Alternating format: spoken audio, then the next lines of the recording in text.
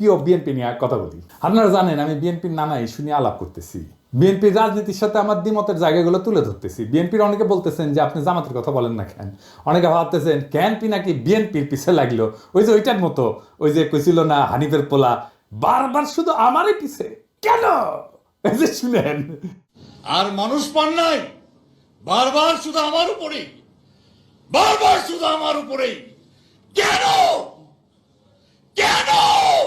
দেখেন ভাই, আমি বিএনপির পিছনে লাগি নাই, বিএনপি আমার শত্রু না। আমি আমার মতো একটা বিএনপি দেখতে চাই, সেটা থেকে বিএনপি দূরে সরে যাইতেছে। আপনার বন্ধু যদি আপনার থেকে দূরে সরে যায়, আপনি তো বন্ধুকে সতর্ক করবেন কিনা, সেটা আমার দায়িত্ব কিনা বলেন। তা আপনারা চিন্তা করে দেখেন, আওয়ামী লীগ যখন ক্ষমতায়, আমার তো আওয়ামী লীগ করাটাই সবচেয়ে স্বাভাবিক ছিল, তাই না? আমার অ্যাডভান্টেজও ছিল তো, নানা অ্যাডভান্টেজ ছিল। আমি আওয়ামী লীগের যা যা ক্ষতি করছি দল হিসাবে, আমারে তার নিজের দলে নেওয়ার দরকার নেই, আমারে খালি থামাই চুপ করে রাখতে পারলে তাদের অনেক লাভ হইতো, ঠিক কিনা বলেন? ঠিক একইভাবে আমার তো এখন বিএনপি সমালোচনা না করে সাপোর্ট করে গেলে খুবই ভালো হইতো, আমার জন্য ব্যক্তিগতভাবে ভালো হইতো, তাই না? শীর্ষ নেতার সাথে আমি খুবই ভালো ব্যক্তিগত সম্পর্ক আছে, এখনো আছে। ওনারা বুদ্ধিমান, উচ্চ শিক্ষিত হইলেও আক্কেল কম। বুদ্ধি শিক্ষা ডিগ্রি না থাকলেও চলে, কিন্তু আক্কেল না থাকলে গেল সারা। এইভাবে রাষ্ট্রের হোগা মারিছে শিক্ষিতরা।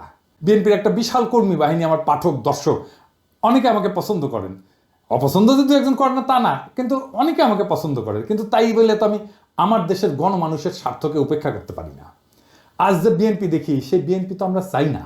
এই বিএনপির পাশে যারা ছিল কেন তারা নাই, সেটা জিজ্ঞেস করেন, নিজেদের আত্ম অনুসন্ধান করেন। আচ্ছা বলেন তো বিএনপি নেতারা, আপনারা কি জানেন আপনাদের কর্মীরা কি করতেছে? আপনি কি বিএনপির কর্মীদের কোনো পলিটিক্যাল কাজে এনগেজ করতেছেন? বাংলাদেশের রাজনৈতিক সংস্কৃতি না বদলাইলে তো বিপদ। আপনাদের রাজনৈতিক কর্মসূচি কি? মাঝে মাঝে কর্মীদের নিয়ে মিটিং করা, মিছিল করা, কালে ভদ্রে জনসভা করা, নিয়মিত টকশোতে যাওয়া, ফেসবুক গুতানো, আর দলের বিরুদ্ধে কেউ কিছু করলে দল বেঁধে ঝাঁপে পড়া, এই তো। বেশিরভাগের কাছে রাজনীতি করাটা পেশা, এখান থেকে টাকা পয়সা ধান্দা সব কিছু করা যায়। যাই হোক, আর না আগাই আর কি, অনেকের কাপড় ধরে টান দিয়ে ফেলবো। রাজনীতি আর উপার্জনের ধান্দার দুইটা জিনিস এক না। আমি আর এটা নিয়ে কথা কইতে চাই না। যাই হোক, আজকে অন্তত কথা কইব না। রাজনৈতিক দলের আশেপাশে দুর্বৃত্তরা দল বাঁধে মাছির মতো, সেই জন্যই ভালো মানুষেরা আশেপাশে যায় না। এই যে দেখেন, মঞ্চে জিয়ার ছবি দিয়া, খালেদা জিয়ার ছবি দিয়া, এমনকি তারেক রহমানের ছবি দিয়া নর্তকী দেখেন, দেখেছেন? উঠে কি কেউ নাই যে কবে ভাইজান নর্তকী নিয়ে আইসা নিবার তো নাও, সাংস্কৃতিক অনুষ্ঠান করো, তোমার মতো করে করো। রাজনৈতিক দলের নেতার ছবি টাঙায় কে, আমার নেতার ছবি টাঙায় কে, জিয়ার ছবি টাঙায় কে, দেখবেন কোনো উত্তর নাই। কর্মীদের দোষ দেই কেন?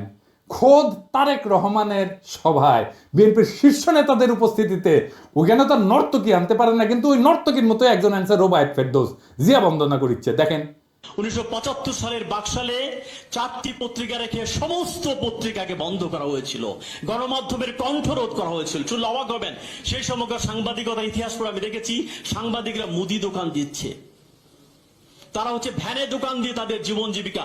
হাজার হাজার সাংবাদিক বেকার হয়ে গেছে। এই যে সাংবাদিকতা পেশার যে ডিগনিটি, তাদের যে মত প্রকাশ ভাব প্রকাশের স্বাধীনতা, এটা ফেরত নিয়ে আসছেন কে? একজন সামরিক শাসনের লোক হয়ে, সামরিক ব্যারাক থেকে এসে শহীদ প্রেসিডেন্ট জিয়া রহমান কিন্তু এই যে বহুদলীয় গণতন্ত্রের কথা আমরা বলি, বহু সংবাদপত্রের কথা বলি, বহু মতের কথা বলি, সেটা কিন্তু তিনি আমাদের জন্য নিশ্চিত করেছেন। বিএনপি পর্যন্ত শেষ, বিএনপি বিরোধী থাকার পরে যে নির্বাচন যেটা হয়েছে, সেই নির্বাচনটুকু যা হয়েছে ফাইন। এখানে খুব বেশি কারচুপি জালের কোনো সুযোগ ছিল না। এগুলো আমার কাছে খুব গুরুত্বপূর্ণ। আমি যতটুকু দেখেছি ভোট যা হয়েছে মোটামুটি ভালোই হয়েছে। ওই আওয়ামী লীগের সঙ্গে স্বতন্ত্র প্রার্থীদের প্রতিদ্বন্দ্বীদের ভোট যা হয়েছে সেটা মোটামুটি ভালো ভোটই হয়েছে। আমি দু একটা আসন আমার নিজের এলাকায় দেখেছি, ঘাম বেরিয়ে গেছে। আওয়ামী লীগের যে প্রার্থী তার বেরিয়ে যেতে প্রচন্ড ঘাম বেরিয়ে গেছে। এই রোবায়েত ফেরদৌসের জিয়া বন্দনা, এটা তো ওই নর্তকীর গুয়ানাসানোর চাইতে অশ্লীল। রোবায়েত ফেরদৌস বিএনপি ক্ষমতায় আসলে সার্ভিস দেবে বিএনপির, তাতে কোনো সন্দেহ নাই। হ্যাঁ, কিন্তু বিএনপির কেন এরকম একজন লুম্পেন ইন্টেলেকচুয়ালকে মঞ্চে জায়গা দিতে হয়, এইখানেই সংকটটা, বুঝছাও? আবার দেখেন, এই যে মোয়াজ্জেম হোসেন আলাল, অত্যন্ত শ্রদ্ধাভাজন রাজনৈতিক ব্যক্তিত্ব, আমি অত্যন্ত পছন্দ করি উনাকে। উনি কইতেছেন জয় বাংলা আওয়ামী লীগের স্লোগান না, মুক্তিযোদ্ধাদের স্লোগান। তার মানে বিএনপি জয় বাংলা স্লোগান দেবে মুক্তিযুদ্ধের নামে। তাছাড়া জয় বাংলা স্লোগানকে ডিফেন্ড করতে আসে কেন আলাল ভাই, বলেন তো? উনি তো ছোটখাটো নেতা না। এইবার দেখেন, ওই যে ফজলুর রহমান, ওদের মারিছিলাম, ঝাড়িয়ে দিছিলাম না, ওই মালটা কলে থামেনি, বুঝেছেন? আসেন ফজলুর রহমানকে দেখে খালেদা জিয়ার উপদেষ্টা ফজলুর রহমান ওয়াজের বিরুদ্ধে বক্তব্য দিতেছে, শুনেন। কোন দেশে এইভাবে মাইক লাগায় সারা রাত শুধু রাজনৈতিক বক্তৃতা হয় যার নাম কয় ইসলাম? এটা তো একটা ওয়ারান দেশ পাইছে, যা ইচ্ছা তা বলতেছে মৌলানা মৌলবীরা, এবং হেলিকপ্টারে যাইতেছে, গাড়িতে যাইতেছে, লাখ লাখ টাকা নিতেছে। এটা তো একটা ব্যবসা বাণিজ্যের ব্যাপার।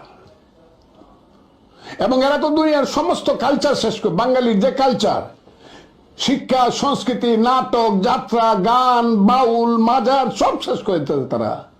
কি চায় তারা এই দেশে? কিছু থাকবে না, সমস্ত বাগানে।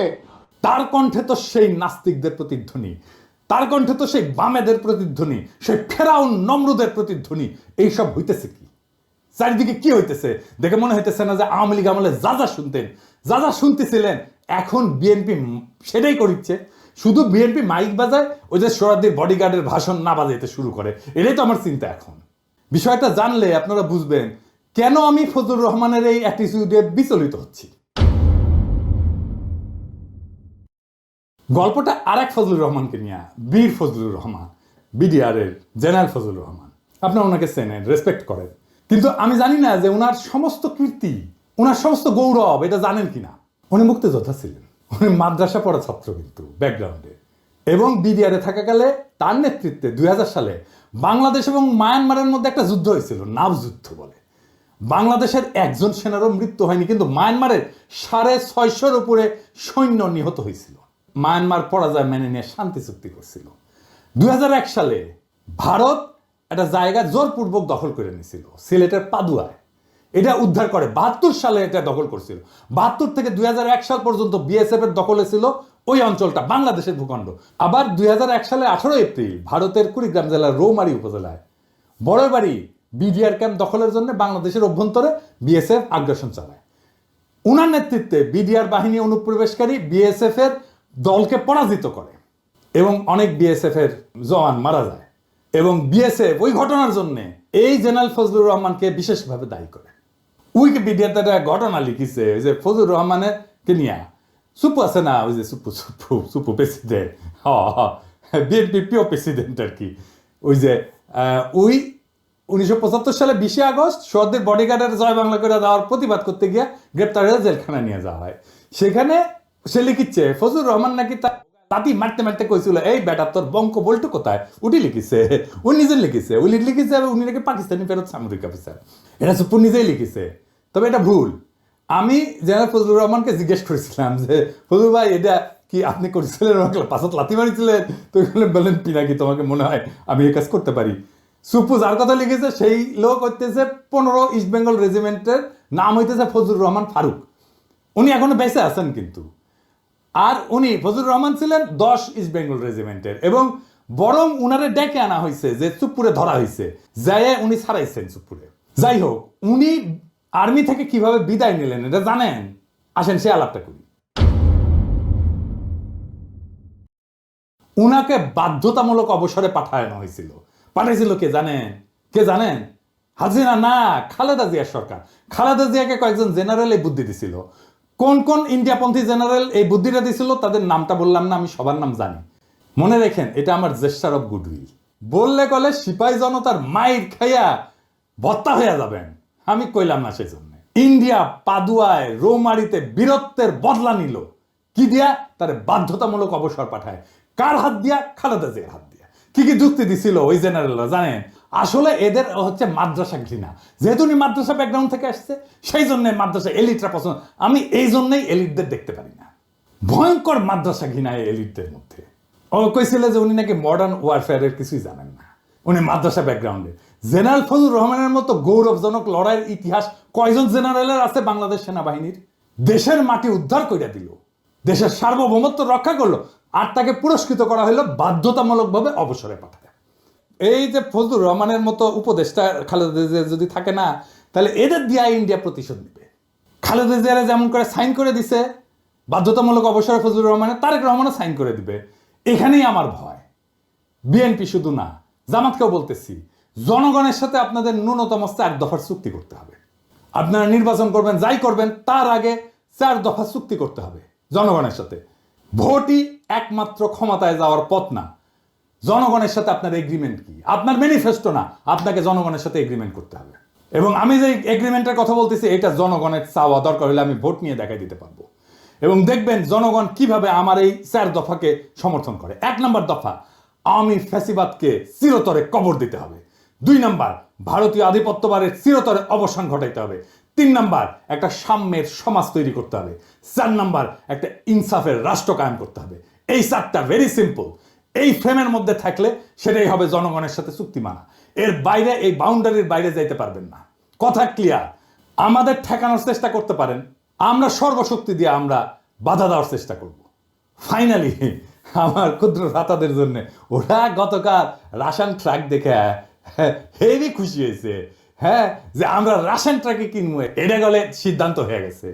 তো এটা হইতেছে রাশন ট্রাকের পেজ। এটা সাহেব দেখা দেন, নানা মডেলের ট্রাক আছে এটি, হ্যাঁ, দেখিস কত সুন্দর সুন্দর রাশন ট্রাকের মডেল দেখিস, হ্যাঁ হ্যাঁ, দেখে দেখে আমার ক্ষুদ্র ভ্রাতাদের চোখ চকচক করছে, মনে হচ্ছে এখনই ঝাঁপে পরে ট্রাক চালাবি। হেভি ড্রাইভিং এর লাইসেন্স আছে বেটা, হ্যাঁ, আগে লাইসেন্স হোক তারপরে ট্রাক চালানি। আচ্ছা, এইটা সাহেব ট্রাকের ভিডিও দেখেন না এটা, হ্যাঁ, দেখেছেন হাউস করিছে আমার ক্ষুদ্র ভ্রাতারা, ওই দেখবেন এরপরে ওই পেজে লাইক টাইক দিয়ে ভাইসে দিবি আর কি, দেখেন। আরো দেখবেন, দেখেন এগুলা করবেন কি, প্রিন্ট করবেন, প্রিন্ট করে হাঙ্গে বিএনপির ভাই করে দেখা করবেন যে টেম্পু স্ট্যান্ড নিয়ে ঝগড়া করে লাভ কি, পিনাকি দাদা তো তাকে স্ট্যান্ড বানাচ্ছে, ইটি আসো ইটি আসো। আমার ক্ষুদ্র ভ্রাতারা কবে দাদা হইলে কি, বুড়া বয়সে মাথা মুথা খারাপ হয়ে গেল কে, এত উত্তেজিত কে, ওই যে বিএনপির মন্ত্রী আর এই রাশন ট্রাক দুইটাই বেচছে আসলে সেক্স, কিন্তু দুইটার গুণগত তফাৎ আছে। রাজনীতিও ইনকা ওর সাথে টেম্পু স্ট্যান্ডই আসবে, ওটাই কালচার। ট্রাক চালাবার কথা না, আগামীর রাজনীতি হচ্ছে রাশন ট্রাক চালানোর রাজনীতি। ওই রাজনীতি কেমনে নির্মাণ করতে হয় সেটাও দেখাই দেব, আর বাংলাদেশকে আমরা ওই দিকে নিয়ে যাব ইনশাল্লাহ। ইনকিলাব জিন্দাবাদ।